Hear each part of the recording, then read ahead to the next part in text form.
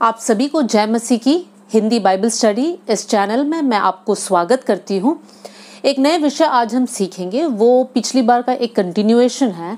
Last time हमने सीखा कि आत्मिक वरदान क्या है।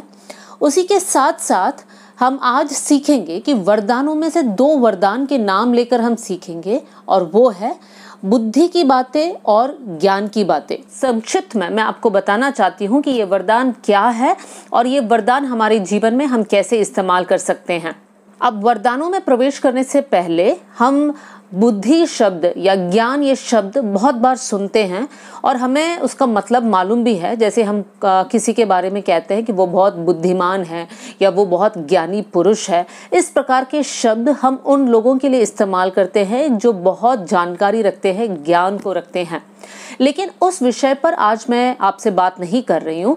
जो मैं आज आपसे बात कर रही हूँ वो है वरदान।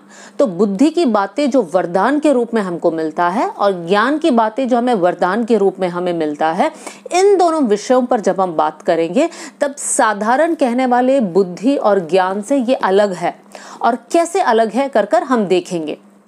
बुद्धि की बातें क्या है समझने के लिए मैं इस प्रकार बता सकती हूँ कि गुप्त बातें या छिपी हुई बातें जो साधारण हम इंसान को दिखाई नहीं देता है, उन गुप्त बातें जब प्रकट होता है उसे कहते हैं बुद्धि की बातें। मतलब साधारण रीति से हमें उन बातों का कोई जानकारी नहीं है, लेकिन अलौकिक रीति से या सुपरनैचुरली जब परमेश्वर उसको प्रकट करता है तब उसे कहते हैं बुद्धि की बातें। ज्ञान की बातों की तरफ जब हम आते हैं तो वो इसके साथ रिलेटेड है।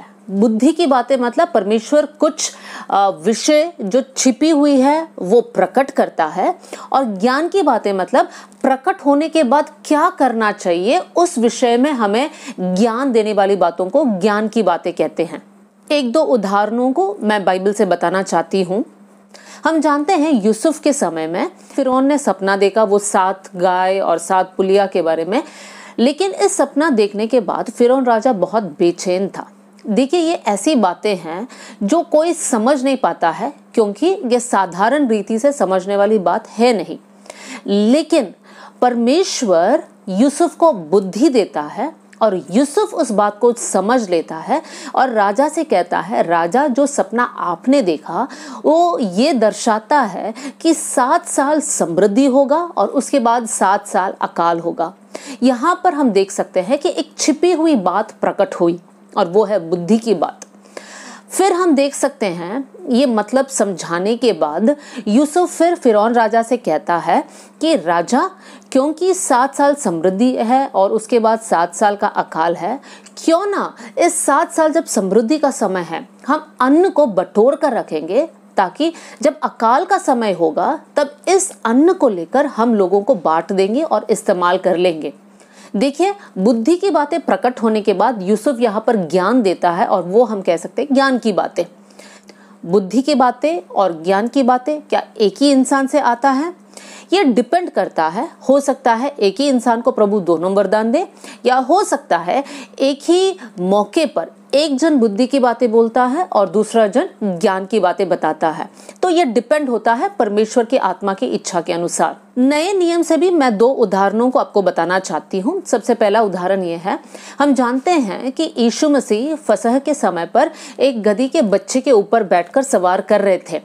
उस घटना से पहले जो बातें हुई थी उनके बीच में वो ये था, यीशु मसीह अपने चेलों से कहता है कि तुम जाओ उस नगर में और वहां पर एक गधी के बच्चे को बंधा हुआ देखोगे। अब देखिए, इतने दूर जब आप बैठे हैं तो साधारण रीति से कोई भी दूर कौन सा चीज है या क्या है कर कोई देख नहीं सकता है। ये प्रभु की आत्मा के द्वारा प्रकट हुई बात है। तो ये है बुद्धि की बातें। फिर यीशु मसीह उन चेलों से कहता है, जब तुम जाओगे उसको खोलोगे तब उसका मालिक पूछेगा, तुम इस गधी को कहाँ लेकर जा रहे हो? तब तुम्हें कहना है कि स्वामी को इसकी जरूरत है। देखिए, बुद्धि की बातें बता दिया। फिर बाद में ये भी बता रहे हैं कि अगर ऐसे ऐसे सिचुएशन हुआ तो आपको क्या करना है, आपको ऐसे ऐसे बोलना है।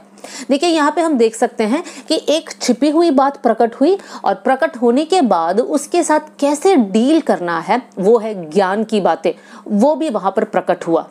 एक और उदाहरण को मैं नया नियम से बताना चाहती हूँ। प्रेरितों के काम उसके 28वें अध्याय में हम देख सकते हैं, जब पौलुस एक जहाज में था और वो जहाज समुद्र के एक तूफान में फंस गया, तब वहां पर सबसे पहले पौलुस पहले कहता है कि हमें यात्रा शुरू नहीं करना चाहिए, लेकिन पौलुस की बातों को वो नहीं सुनते हैं। फिर हम देख सकते हैं पौलुस उनसे कहता है कि देखो, मैंने पहले कहा था शुरू नहीं करना, आपने मेरी बात नहीं सुनी, लेकिन अब मेरी बातें सुन लो। पौलुस कहता है किसी के प्राण को कोई हानि ना होगी। अब पौलुस ने यहाँ पर ऐसा एक बात बता दिया जो किसी को मालूम नहीं था। जब एक तूफान में लोग फंसते हैं तब यही होता है, हो सकता है हम बच जाए, हो सकता है हम मर भी जाए, लेकिन पौलुस यहाँ पर एक भेद की बातें, सीक्रेट की बातें कहता है।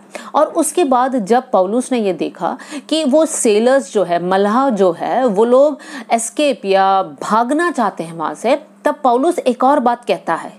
पौलुस कहता है अगर बचना है तो ये जो जहाज चलाने वाले लोग हैं उनको यहीं पे रहना जरूरी है। एक बात है प्रभु की ओर से प्रकट हुआ, और दूसरी बातें जो है पौलुस कहता है कि लोगों को क्या करना है। देखिए, बुद्धि की बातें और ज्ञान की बातें। प्रियो, हो सकता है आप एक जगह पे हैं और परमेश्वर ने आपको एक बात प्रकट किया। जरूरी नहीं है कि आपको भविष्यवक्ता होना है या भविष्यवाणी की वरदान होना चाहिए।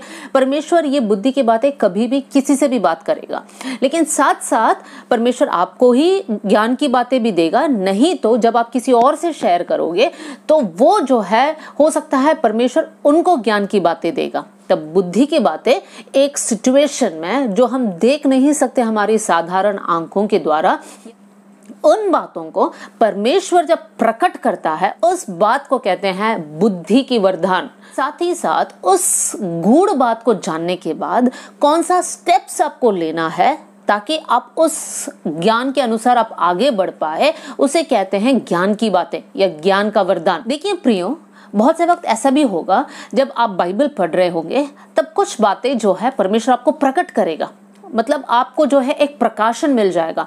अब तक जो बात आप समझ नहीं पाए, आप पढ़ते पढ़ते आपको समझ में आ गया। परमेश्वर आपको बुद्धि की बातें समझा रहे हैं, छिपी हुई बातें, गूढ़ बातें प्रभु समझा रहे हैं।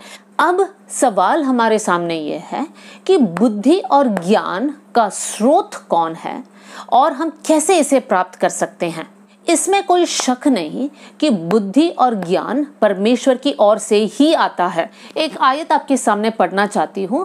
दानियल की किताब उसका 2 अध्याय और 21वीं आयत में इस प्रकार लिखा है, उसके ब भाग में सेकंड पार्ट में इस प्रकार लिखा है, बुद्धिमानों को बुद्धि और समझ वालों को समझ भी वही देता है। कौन देता है?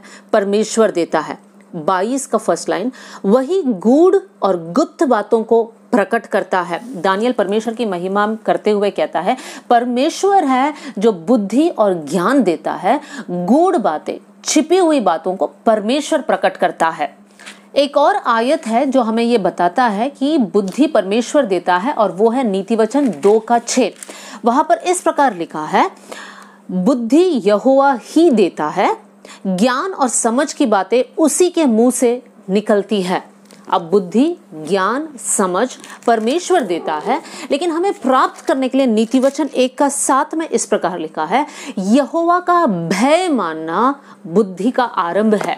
परमेश्वर का भय मानने से परमेश्वर हमारे जीवन में बुद्धि देगा। इसी बात को हम भजन संगीता 25वीं अध्याय में देख सकते हैं, जहां पर लिखा है, परमेश्वर भेद की बातें अपने डरवैयों को बताता है, मतलब जो प्रभु के डर को रखते हैं, प्रभु के भय को रखते हैं। फिर हम देख सकते हैं यशायाह 33:6 में इस प्रकार लिखा है, और उद्धार, बुद्धि और ज्ञान की बहुतायत तेरे दिनों का आधार होगी, यहोवा का भय उसका धन होगा। इंग्लिश में लिखा है, इन तीनों बातों को पाने के लिए, कौन से बातें? उद्धार, बुद्धि और ज्ञान, इन तीनों को पाने के लिए उसका कुंजी है परमेश्वर का भय मानना। प्रियो, अब सवाल यह है कि परमेश्वर का भय क्या है? अब परमेश्वर का भय वो है जो हमें बुराई से दूर रखता है। प्रभु का भय अगर हमारे अंदर है तो हम पाप नहीं करेंगे। देखिए प्रिय भाई बहनों, बहुत से वक्त हम जब अकेले रहते हैं, जब कोई हमारे साथ नहीं होता है, हम बहुत से बार पाप कर लेते हैं। जो नहीं देखना वो देखते हैं, जो नहीं करना वो करते हैं, या जब हम कलीसिया वालों या विश्वासियों से दूर रहते हैं तब भी वैसे वैसे बात करते हैं जो परमेश्वर के वचन के अनुसार नहीं है। वो सब क्यों है? वो इसलिए है क्योंकि हमें लगता है कि हमें देखने वाला कोई नहीं है, परमेश्वर है ना, प्रभु तो माफ कर देगा। वो इसलिए ये विचार मन में आता है क्योंकि प्रभु का भय हमारे अंदर नहीं है। प्रियो, जब प्रभु का भय हमारे अंदर आएगा तब हम पाप करने से डरेंगे, प्रभु की आत्मा को शोकित करने से जो है हम बहुत हिचकिचाएंगे, हम कभी भी प्रभु की आत्मा को शोकित नहीं करेंगे। और इस प्रकार जब हम प्रभु का भय को मानेंगे, परमेश्वर के वचन अनुसार चलेंगे, तब परमेश्वर हमें बुद्धि देगा, ज्ञान देगा, तब ये वरदान को हम हमारे जीवन में इस्तेमाल कर सकते हैं। होने पाए प्रियो, इन दिनों में आप और मैं, हम लोग मिलकर प्रभु के भय में आगे बढ़ेंगे ताकि हम परमेश्वर की बुद्धि और परमेश्वर के ज्ञान से परिपूर्ण होकर प्रभु की कलीसिया के लिए हम फायदे का कारण बन जाए। प्रभु इन वचनों के द्वारा आप सबको आशीष दे।